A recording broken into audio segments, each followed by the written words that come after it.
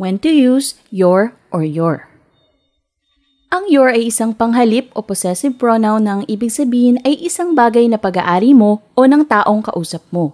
Upang mas maintindihan sa Tagalog, ang ibig sabihin nito ay iyong or mo.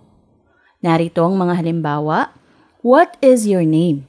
Ano ang pangalan mo o ano ang iyong pangalan? Sa panghalimbawa, that is not your toy. Ang laruan ay hindi sa iyo or hindi mo iyan laruan.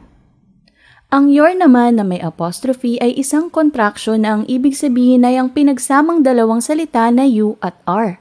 Upang mas maintindihan sa Tagalog nito ay ikaw ay. Narito ang mga halimbawa. You're really smart. Ikaw ay matalino or ang talino mo talaga. Isa pang halimbawa.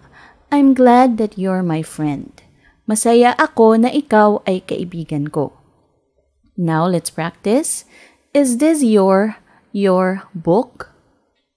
Your shoes are untied. Your.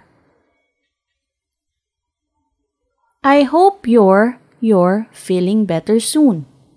Sagutan sa comment section. Follow for more.